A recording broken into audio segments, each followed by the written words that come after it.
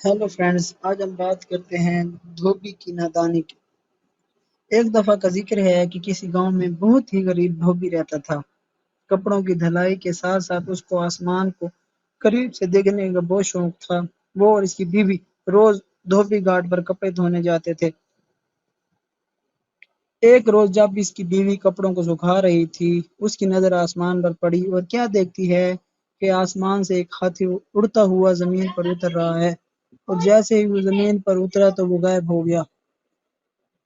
वो 2-3 रोज तक वो यूं ही हाथी को जमीन पर उतरता देखती रही। एक रात उसने ये सारा माजरा धोबी को बताया। धोबी पहले तो बहुत हैरान हुआ, मगर फिर फैसला किया कि कल वो इस हाथी पर नजर रखेंगे कि आया ये हाथी जमीन पर क्यों उतरता है और फिर गायब हो जाता है, आखिर ऐसा क्या है। अगले दिन दोनों शिद्दत से उसका इंतजार करने लगे।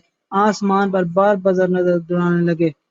आखिर इंतजार का वक्त खत्म हुआ और उनको आसमान से हाथी जमीन पर उतरता नजर आ ही गया।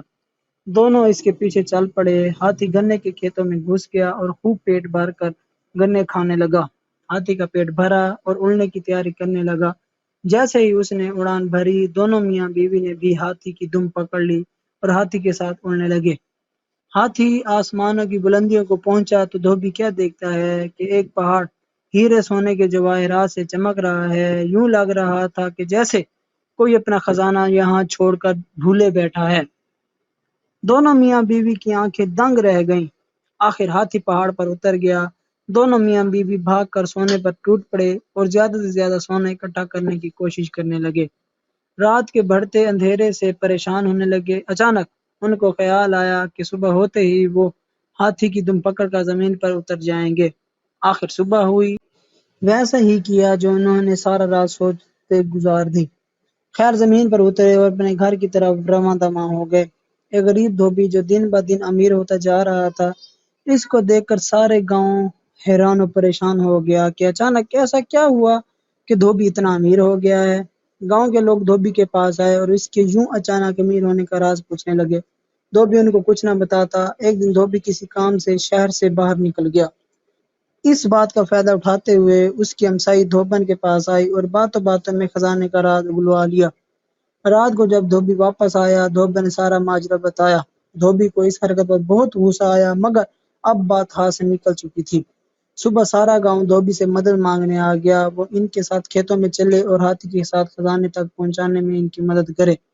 यह सब सुनने के बाद धोबी के दिल में लालच पैदा हो गया कि वो इनके साथ जाके और खजाना इकट्ठा करके लाए। ये सोचकर वो इनके साथ जाने के लिए राजी हो गया। अगली सुबह सारे गांव वाले खेतों को निकल गए और आंखें आसमान पर जमाए बैठे थे। हाथी जमीन पर उतरा और गन्ने खाने लगा। सब गांव वाले इस ताक में बैठे थे कि जैसे हाथी गन्ने खान के फारिग होगा, वो इसकी दुम पकड़ कर इस खजाने तक पहुंच जाएंगे।